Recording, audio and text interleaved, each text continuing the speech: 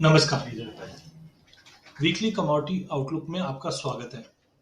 पिछले हफ्ते की बात करें तो इकोनॉमिकल डेटा तो काफी कम थे और हॉलिडे मूड के बावजूद हमने देखा मार्केट में एक अच्छा खासा मोमेंटम बनता हुआ दिखाई दिया। सबसे पहले अगर बुलियन की बात करें तो एमसीएक्स में बुलडेक्स 14,153 का भाव ओपन होकर हमने 14,235 का हाई लगाते हुए देखा, जबकि 14,000 का एक स्ट्रॉन्ग सपोर्ट के साथ साथ 14,170 के करीब क्लोज हुआ। टेक्निकली फ्रेश बाइंग है।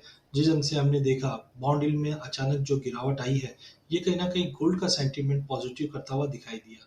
No doubt gold flattish tone के साथ बंद जरूर हुआ, बट 47,577 से मार्केट पूरा रिकवर करता हुआ 48,100 के करीब क्लोज होता हुआ दिखाई दिया। वहीं अगर चांदी की बात करें तो बेस मेटल की तेजी चांदी को भी सपोर्ट करते हुए दिखाई दी और शॉर्ट कवरिंग के चलते हमने 62,660 के करीब हमने सिल्वर को क्लोज होते हुए देखा। इंटरनेशनल मार्केट में भी हमने देखा कि चांदी $23 के ऊपर और गोल्ड 1800 का लेवल अच्छे से बचाते हुए दिखाई दिया 2022 के लिए। वहीं पूरे हफ्ते भर के अंदर हमने देखा कि डॉलर इंडेक्स 96 के करीब ही ट्रेड करता हुआ दिखाई दिया। In the absence of any data point कहीं ना कहीं सोने और चांदी में एक हमने बाउंस पाते हुए देखा। अगले हफ्ते के लिए भी सोना और चांदी पहले 2 दिन सुस्त रहने की उम्मीद है, बट कहीं ना कहीं सपोर्ट मिलता हुआ दिखाई देगा। गोल्ड में 48,550 का लेवल, वहीं चांदी 63,800 तक के लेवल हम देख पाएंगे। एनर्जी इंडेक्स की अगर बात करें तो यहाँ पे हमने 0.2% की तेजी आती हुई देखी शॉर्ट कवरिंग के चलते, जिसका मतलब है क्रूड और नेचुरल गैस दोनों में तेजी बननी चाहिए।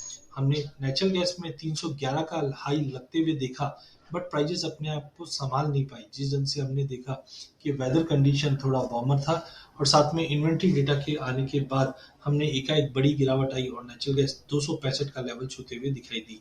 वहीं क्रूड ऑयल के अंदर 0.2% की तेजी के साथ प्राइजेस 5775 का लेवल का हाई लगाता हुआ दिखाई दिया। ओवरऑल टेम्परेचर साथ में कोविड कंसर्न की वजह से एनर्जी डिमांड पे एक हरकत देखने मिल सकती है। 4 तारीख को ओपेक प्लस की मीट है, जहां पे 4 लाख मिलियन बैरल का प्रोडक्शन फरवरी से मार्केट में आने की बातें हो रही है। अगर सप्लाई बढ़ती है तो कहीं ना कहीं क्रूड के लिए नेगेटिव रह सकता है। अगले हफ्ते टेक्निकली क्रूड में एक प्रॉफिट बुकिंग देखने मिल सकती है, जो करीबन 5550 तक का लेवल या 5520 तक का सपोर्ट दिखा सकता है। नेचुरल गैस अगर हम देखें जनवरी मंथ में आउटलुक नेगेटिव ही रहेगा जब तक 310-12 के ऊपर क्लोज नहीं करता है। नो डाउट एनर्जी क्राइसिस के चलते यूरोप में प्राइजेस अभी भी हायर साइड पे है, बट वेदर कंडीशन और इन्वेंट्री को देखते हुए हमें लगता है प्राइजेस में प्रेशर है। टेक्निकली थोड़ा ओवरसोल्ड जरूर है। 280-85 के करीब का अगर जब मिले तो वहां पे बिकवाली करनी चाहिए, बट डाउन साइड अगर हम देखें तो 250 का लेवल जब तक ब्रीच नहीं करता है मार्केट एक दायरे में रहेगा। वहीं अंत में अगर बेस मेटल की बात करें तो पूरे बेस मेटल में हमने फ्लैट टू पॉजिटिव रिटर्न्स बनते हुए देखे पिछले हफ्ते में, जहां पे कॉपर में तो हमने 1.25% की गिरावट देखी, जिंक फ्लैट था, निकल फ्लैट था, एल्यूमिनियम और लेड इनमें भी हमने थोड़ी बहुत गिरावट आती हुई देखी है। एक चीज समझिए कि बीजिंग ओलंपिक के चलते हमने जो पॉल्यूशन कंट्रोल बोर्ड से जो चाइना से अपडेट आया, यहाँ पे हमने देखा आउटपुट में कटौती के चलते प्राइजेस को अच्छा सपोर्ट मिला है, बट ऑर्निकॉन के कंसर्न्स की वजह से हमने पूरे बेस मेटल पैक में अपसाइड कैप लगाते हुए देखा। चाइना इकोनॉमी को सपोर्ट करने के लिए काफी एफर्ट्स कर रही है, जो आगे जाके प्राइजेस को सपोर्ट करते हुए दिखाई देगी। अगले हफ्ते के लिए कॉपर बाय ऑन ड्रॉप की रणनीति अपनाइए, जो 740 के करीब लेके 755 का टारगेट रखेंगे।